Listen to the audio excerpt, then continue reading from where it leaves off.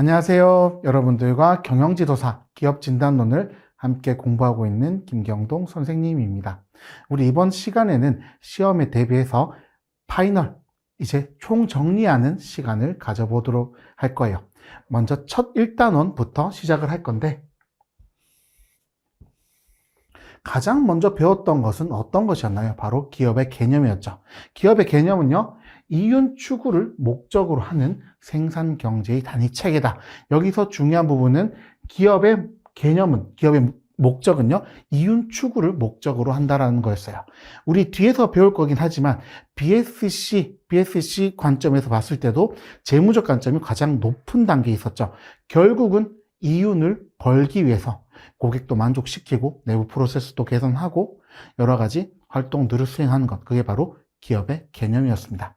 자, 이제 기업의 역할로 넘어가서, 기업의 역할은요, 크게 재화와 서비스의 공급자와 동시에 생산 요소의 수요자의 역할을 한다라고 말씀드렸습니다. 사람들에게 재화와 서비스를 제공함과 동시에 인력이나 기타 여러 가지 재화들을 생산하는 데 필요한 수요자의 역할을 동시에 수행하는 것이 바로 기업의 역할이다라고 말씀드렸고요. 그리고 기업은 크게 사기업과 공기업으로 나눌 수가 있는데, 공기업은 여러분들 책 한번 읽어보시면 될 것 같고요. 우리 사기업으로 가보도록 할게요. 사기업은 먼저 개인 기업이 있었죠. 이 순서대로 여러분들은 외워주시면 된다라고 제가 말씀드렸었는데, 개인 기업 뭐였나요? 말 그대로 1인 기업이에요, 여러분들. 여러분들이 흔히 보시는 동네에 있는 빵집이나 여러 가지 식당들, 이런 것들이 다 그냥 개인 기업이다라고 생각해 주시면 될 것 같고요. 개인 기업의 장점은요, 잘 되면 혼자 다 먹을 수가 있는 거예요. 이윤을 다 먹을 수가 있지만, 단점은 뭐예요? 무한 책임. 그냥 단점 망하면 어떻게 돼요? 혼자 다 뒤집어 써야 되는 거예요. 두 번째, 자본 조달. 아무리 개인이 돈이 많더라도 돈을 대규모로 조달하는 데는 힘이 들겠죠. 그렇다 보니까 개인 기업의 장점과 단점을 봤고요. 개인 기업이 조금 더 발전한 형태가 바로 한명회사입니다. 말 그대로 이거는요, 2인 이상의 무한 책임 사원, 즉 2인 이상의 개인들이 합친 거예요. 그러니까 약간은 좀 더 발전했죠. 무한 책임 사원이에요. 무한 책임 사원 뭐였어요, 여러분들? 말 그대로 무한대로 책임을 지는 사람이에요. 그러니까 개인 기업이 조금 더 발전한 형태가 되겠죠. 그리고 말 그대로 모든 사람이 무한대로 책임을 지는 거다 보니까 이걸 남한테 맡길 수는 없잖아. 그렇다 보니까 모든 사원이 경영에 참여하고요. 회사의 채무에 대해서도 직접적으로 연대 무한 책임을 집니다. 그렇다 보니까 이것도요, 망하면 어떻게 돼요? 망하면 어떻게 돼? 모든 책임 다 진단 말이야. 정말 끝이 나는 거죠. 그리고 여기서 조금 더 발전한 게 바로 합자회사예요. 합자회사는 어떻게 돼요? 무한 책임 사원과 유한 책임 사원, 이게 합쳐진 형태예요. 그러니까 한마디로 무한히 책임을 지는 사람과 그리고 유한한 책임을 지는 사람, 이렇게 두 개 합쳐진 형태가 바로 합자회사의 형태고요. 그러면 경영은 누가 해야 될까요? 경영은 말 그대로 무한대로 책임지는 사람이 해야 되겠지. 그렇다 보니까 기업 경영은 무한 책임을 지는 출자자가 담당하고요. 유한 책임을 지는 출자자는 출자에 따른 이익의 분배를 받습니다. 여기서 유한 책임은요, 말 그대로 자기가 낸 돈만큼 책임을 지는 거예요. 여기서 그렇다 보니까 예를 들어서 기업이 100억을 출자해서 기업을 만들었어요. 그런데 부채가 1000억이란 말이야. 그런데 유한 책임 사원이 예를 들어서 80억을 냈다고 생각해 볼게요. 그러면 유한 책임 사원은 얼마까지 책임져요? 80억까지 책임지는 거예요. 왜냐하면 낸 돈이 80억이니까요. 하지만 무한 책임 사원은 어떻게 돼요? 나머지 전체를 다 책임지는 구조. 이게 바로 합자회사의 형태고요. 그리고 여기서 더 나아간 것이 바로 유한회사 형태입니다. 유한회사 뭐예요? 1인 이상의 사원이 출자액의 하나에 책임진다. 이게 바로 다 유한 책임 사원이다라는 거예요. 그러니까 출자액만큼 다 책임을 지는 거예요. 그리고 그렇다 보니까 사원 전원의 책임이 간접적이고 유한해요.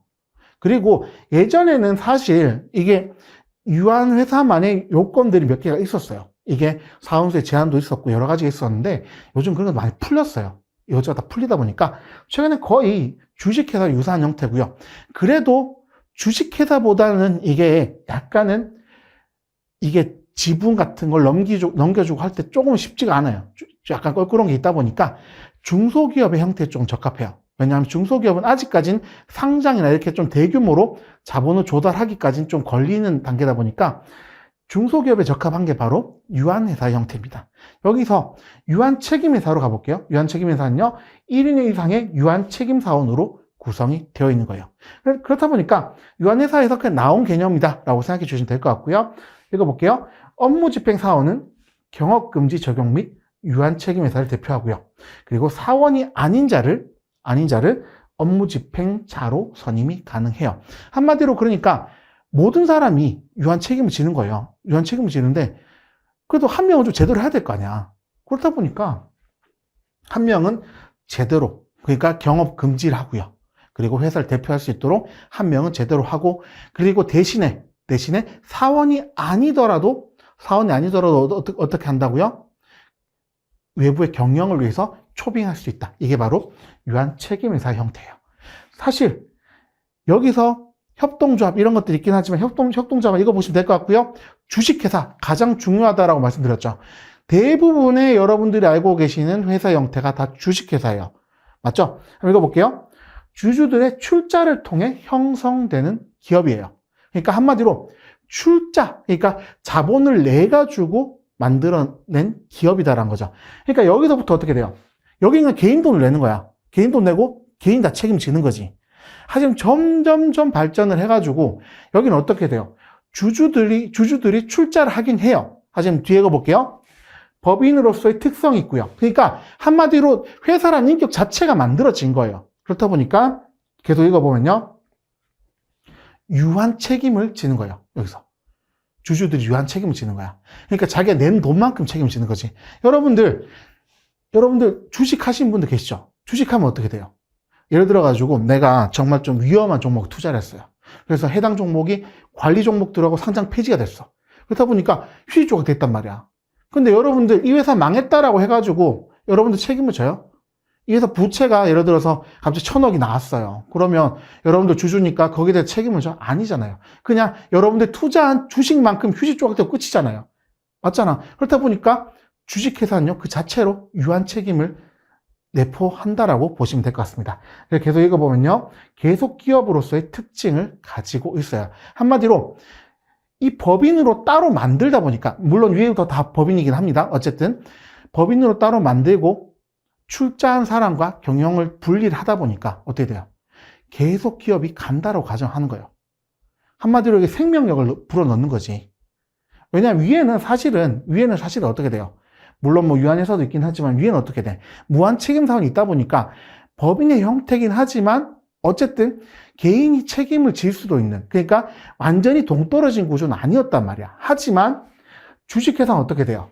어떻게 돼? 완전히 출자를 한 사람이 유한 책임만 지는, 그리고 경영은 따로 하는, 이론상을 따로 하는 구조가 되다 보니까 계속 기업으로서의 특징을 가지고요.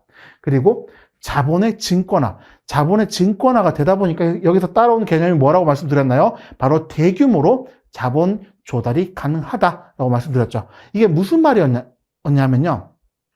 여러분들, 이게 위에는요, 사실은 지분을 넘겨주기 쉽지가 않아요. 맞잖아요. 특히 예를 들어가지고 뭐 합자회사 이런 것들, 유한책임사원도요, 뭐 총사원의 동의가 필요하다 이런 식으로 요건이 다 있어. 상법상 요건이 다 있어. 유한회사도요, 사실상 팔기가 쉽지가 않아요. 쉽지가 않아. 아니, 물론 위에 거보단 쉽지만 어쨌든 주식회사보단 어려워요. 하지만 주식회사는 어때요, 여러분들? 하나에 여러분들 출자한 것만큼에 해가지고 증권화를 만든단 말이야. 증권화. 한마디로 어디에 약간 물질적으로 만드는 거지. 몇 주 이런 식으로 해가지고. 사실 여러분들이 요즘 인터넷으로 주식 거래 많이 하시잖아요. 그러다 보니까 실물 증권을 가지고 있을 그게 없지만 실질적으로는요, 여러분들이 가지고 있는 주식들 다 예탁원에 들어가 있습니다. 그러니까 실물이 있는 거예요. 그러니까 한마디로 그 권리를 하나의 종이로 만들어 놓은 거지. 그러다 보니까 쉽게 사람들이 사고 팔 수가 있는 거예요. 그렇다 보니까 어떻게 돼요? 이게 유동성이 생기다 보니까, 유통을 할 수가 있다 보니까 어떻게 돼요? 대규모로 자본 조달이 가능해지는 거예요. 그렇잖아요, 이게 여러분들. 예를 들어가지고 이거를 쉽게 팔기가 어려워요. 그럼 누가 투자를 하겠어? 쉽게 팔 수가 있으니까 샀다가 팔았다가 할 수가 있으니까 이게 사람들이 유상증자에도 참여하고 이렇게 되는 거잖아요. 아시겠죠? 그러다 보니까 자본의 증권화가 되면서 대규모로 자본 조달이 가능했고요. 그리고 말씀드린 대로 출자자의 유한 책임이고, 그리고 뒤이어서 나오는 중력제도, 이건 뭐라고 말씀드렸나요? 바로 출자와 경영의 분리. 한마디로 주주와 경영자가 분리가 되는 거예요.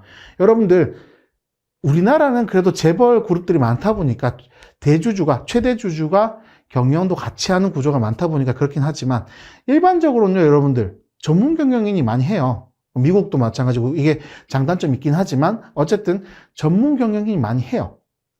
그렇다 보니까 뭐예요, 여러분들? 주주는요, 돈만 내는 사람이에요. 그리고 실제적인 경영은 누가 한다고요? 바로 전문 경영인이 하는 거예요. 경영인이 하는 거야. 위에는 어떻게 보면 완전히 떼어놓긴 쉽지가 않아요. 사실은 완전 떼어놓기 쉽지가 않단 말이야. 유한회사만 봐도 말씀드린 대로 회사 형태가 작단 말이야. 그렇다 보니까 실질적으로는 출자를 한 사람과 경영자가 완전 떨어져 있다, 분리되어 있다라고는 할 수가 없어요. 하지만 여러분들, 예를 들어 삼성전자 주식 한 줄 샀어요. 여러분들 삼성전자 전문 경영인 일면식 있어요? 없잖아요. 그렇다 보니까 완전히 분리가 되는 거예요. 출자와 경영의 분리. 이게 바로 주식회사의 특성이었습니다. 여러분들, 이 중에서 가장 중요한 게 뭐였어요? 바로 주식회사였어요. 주식회사의 특성 다시 한 번 더 복습해 주시고요. 이제 넘어가 보도록 할게요.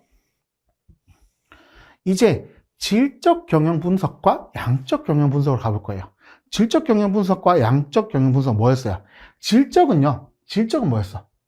질적은 바로 비계량적, 그러니까 숫자로 표시하지 못하는 것들, 이런 것들을 분석하는 것이 바로 질적 경영 분석이었고요. 양적 경영 분석은 뭐였어요? 이거는 숫자로 표시할 수가 있는 것들, 예를 들어서 재무제표 비율들, 이런 것들을 바로 양적 경영 분석이다 라고 말씀드렸고요. 그리고 여러분들, 이거는 뒤에 가서 또 나올 건데 뭐였어 이게? 먼저 가장 작은 개념. 그러니까 여러분들 시간을 가장 적게 투입하고 여러분들 가장 노력을 적게 투입해도 되는 것들, 바로 뭐였어요? 바로 재무제표 분석이었어요. 재무제표 분석이었고, 이걸 조금 더 나아갔어요. 이제 여러분들이 주식시장에서 이런 것도 비교 분석해보고요. 여러 가지 다른 계량적 지표들을 합쳐가지고 분석하는 재무 분석. 여기까지는 양적 분석이었죠. 이거를 조금 더 알고 싶어. 나는 이 회사 투자자란 말이야. 여기 이 회사에 지금 100억, 200억 투자해야 되다 보니까 이 회사에 더 많은 걸 알고 싶어. 그렇다 보니까 숫자로 표시되지 못하는 것들, 예를 들어서 경영자의 인격, 그리고 대상 회사의 연역들, 이런 것 더 알고 싶단 말이야. 이런 것들 뭐예요? 바로 비계량적 지표까지 분석한다. 이게 바로 경영 분석이었죠. 즉 재무 분석과 비계량적 지표 동시에 분석하는 것, 이걸 바로 경영 분석이다 라고 말씀드렸고요. 즉 경영 분석이 가장 큰 범위고요. 가장 큰 범위고, 가장 작은 범위 뭐였어요? 바로 재무제표 분석이었죠. 그러니까 여러분들, 혹시나 말문제로 경영 분석은 비계량적 지표만 분석한다라고 하면 틀린 문장이고요. 아시겠죠? 그리고 재무 분석은 비계량적 지표를 포함한다라고 해도 틀린 문장이 되는 겁니다. 아시겠죠? 여러분들, 이거 포함 관계를 잘 아셔야 돼. 재무제표 분석은 재무 분석이 포함되고, 재무 분석은 어디에 포함된다고요? 경영 분석에 포함이 되는 겁니다. 아시겠죠? 이제 전통적 경영 분석과 현대적 경영 분석으로 넘어가 보도록 할게요. 전통적 경영 분석은요,